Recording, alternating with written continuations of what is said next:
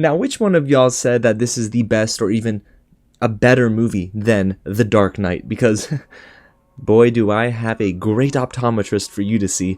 I'm still figuring out the audiology part, but still.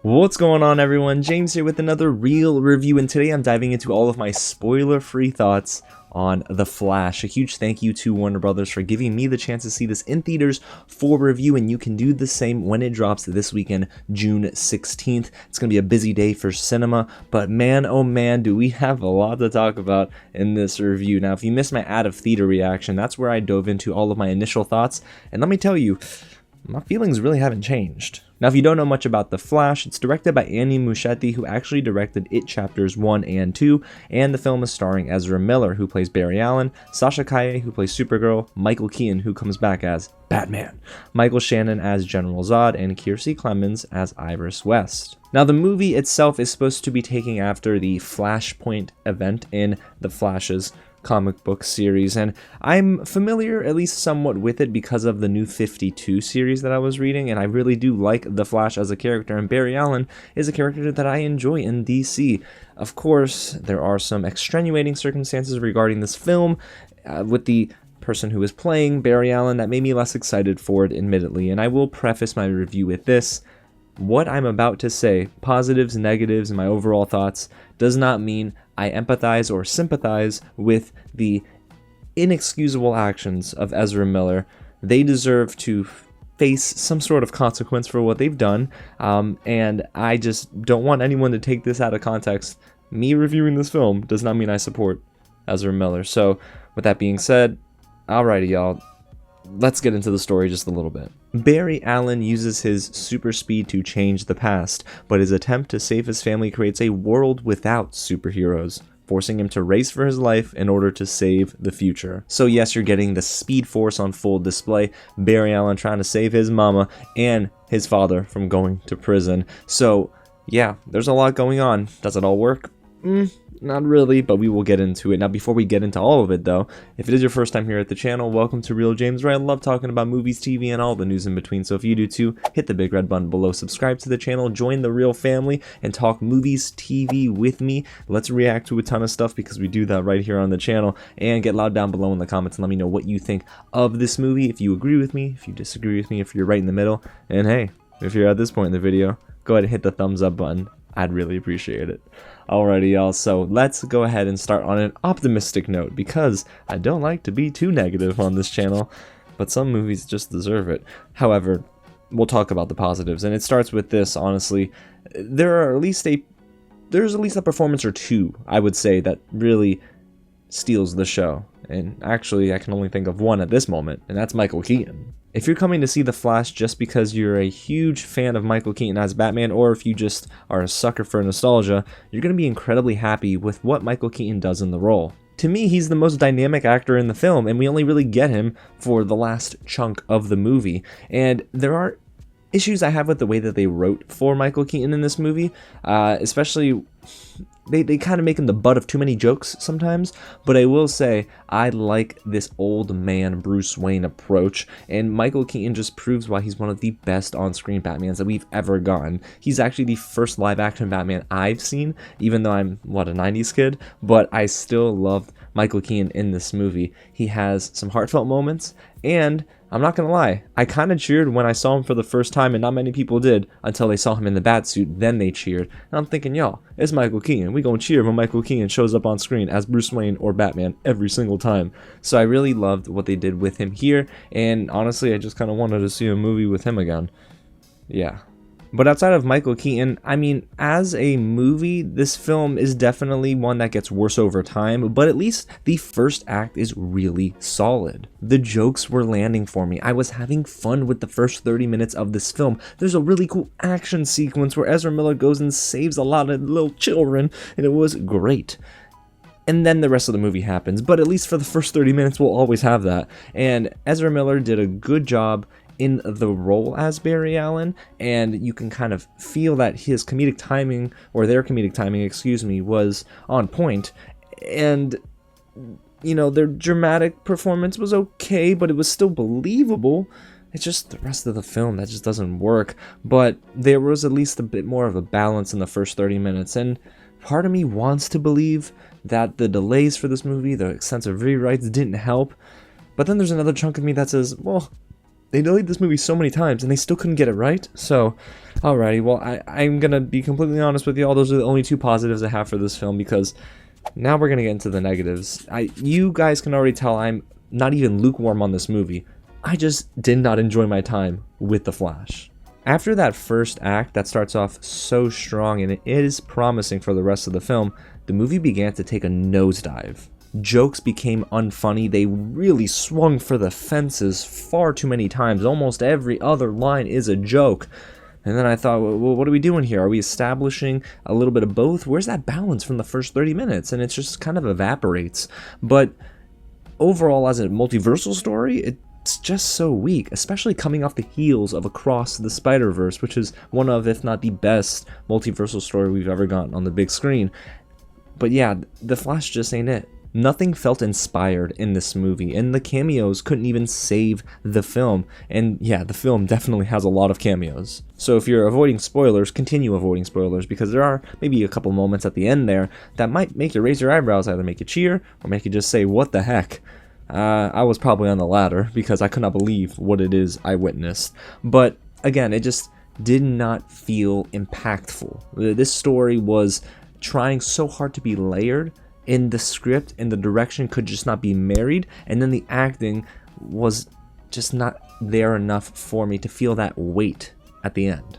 The script by Christina Hodgson and Joby Harold was just all over the place, and you could really tell it went through extensive rewrites. The story beats just failed to land, and the story with Barry and his mother isn't convincing either. So what does the movie try to do to save face? Again, throws a ton of cameos at you. So this movie's crutch is basically just reliant on cameos, and that's not good enough for me. And I will say, there is something there with Barry Allen and his mother, and I actually do like the actress who played Barry Allen's mom, but again, not enough material. And when they do give her material with Ezra Miller, it feels like both actors are on different sets, and that's just not great. And what doesn't help keep me immersed in this world is that the CGI and the VFX were so wonky. There were some moments where I thought, this actually doesn't look too terrible. When they first get into the Speed Force, I'm like, alright, this is kind of cool. And then we get deeper into the Speed Force and realize that they're using really poorly made 3D generated models of characters. The only character that actually was live action in the Speed Force display was Ezra Miller, and everyone else was just a really poorly designed model of that actor. It looked terrible, you guys. I'm so sorry, but every time they went into the Speed Force, I couldn't help but think that this is what you get when you spend how many millions of dollars on production? Come on, guys. And you have how much time? It just makes me question, like, what went wrong? And it's sad because the score is not terrible here, and I do think the cinematography isn't bad either. That's just not enough to really kind of patch up these rough spots in The Flash. But outside of the technicalities, I think we really do have to talk about the acting from some of our other leads here. So I know I mentioned Ezra Miller being okay, actually, in the first 30 minutes of this movie, but when Ezra Miller begins to play two versions of themselves, it looks really, really weird. I mean, from a visual standpoint, it actually looks weird. You could kind of tell that they're not either in the same room at the same time. I mean, of course they're not, but it looks like they were superimposed, right, alongside one another. It's weird, guys. It's just so weird. It's not clean. And then you have Ezra Miller playing this obnoxious, annoying version of themselves. It's an 18-year-old Barry, of course, from the past on a different timeline, and it's awful. Awful. It is just annoying in the absolute worst way possible. I didn't laugh, I didn't have fun. It just really weighed down the movie for me. And sometimes when you are starting to get back into the groove of things, here comes 18-year-old Barry Allen making stupid jokes that just don't land. And that's just a recipe for disaster, and unfortunately that was the outcome. And I will say, this just proves one thing for me in my mind. Even though I didn't watch the show from start to finish, The Flash on CW, people have their gripes with it. but Grant Gustin is still the best live action Barry Allen we've ever got in any medium. And then there's the rest of the cast, and I unfortunately have to include Michael Shannon in this section because as much as I loved him as General Zod in Man of Steel, here it felt like his impact just vanished. And I feel like that's less on him and more so on the direction, because there was a lack of focus when General Zod comes into the picture. It just felt like another villain, when General Zod is definitely more than that. And even when we get General Zod in the big action set piece in the third act, it felt wasted. Like anyone else could have been in that role, and that's not a good thing. And I have to imagine Michael Shannon didn't have the best of time on set, because he came out with a comment recently where he said it just didn't feel the same being on set. It felt like the character was like a shell of itself in a sense, but that's exactly how it felt on screen, and it bled through to me. So yeah, I just don't like the way they handled General Zod here either. And then there's Sasha Calle, who actually does a good job as Supergirl. I liked her as Supergirl. The only thing is, she's hardly in the movie. They shoehorned her into the plot here, and they basically use her as a weak plot device. So not only did she feel inconsequential to the film, but you hardly get speaking lines with her, and whenever the camera does center her, it's for a split second. It almost feels like Supergirl was an afterthought in this film, and that is so sad, because Sasha Calle does a really good job here, and I actually want to see more of her as Supergirl. Now, we don't know what the future holds for DC now that James Gunn and Peter Safran are heading up DCU for Warner Brothers Discovery, but yeah, this is just a shame. And then one last character I do want to mention here is Iris West. Alright, look, I love Iris West. She's a cool character, she knows what she wants, and I love her relationship with Barry Allen, especially in the Flash CW show. But in this movie, they absolutely waste this character. It's almost criminal what they do to Kiersey Clemons. They give her nothing to work with and reduce her role to just another love interest. You can clearly tell throughout this film, whenever Iris West is on screen, that both the director and writers had no idea what to do with Iris. And it's so noticeable. And how sad, because in the movie they tell you that Iris West is a big influence on Barry's life, and Barry likes Iris and so on and so forth.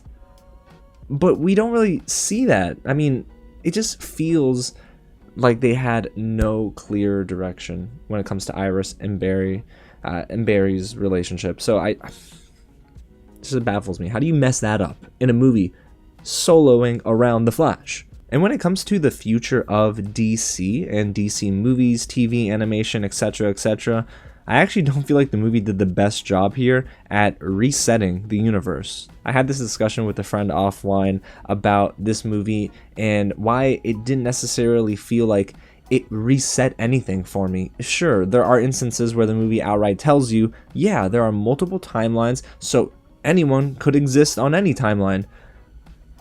So, what's the point of introducing and announcing that the DCU is resetting everything when you still are establishing Ezra Miller as Barry Allen, and you are basically saying that the Snyderverse is still kind of like a thing on different timelines? Like, I don't know, y'all. It is weird to me, alright? It is so weird, and I really don't think this movie does the greatest job at being that jumping off point for the DCU in a weird sense, because I know James Gunn is loving this movie, and I do like James Gunn as a creative, of course. I love what he's done in the MCU, but he mentioned that this is going to reset the DC universe, but it didn't feel that way to me. So they could have done a better job at least bringing that point across, and it would have really helped set up at least a clear future for DCU. But as of now, I mean, I guess Barry Allen is still Barry Allen, and Ezra Miller is still Ezra Miller, unless otherwise noted. So overall, you guys, I can't tell you I recommend this movie. I think that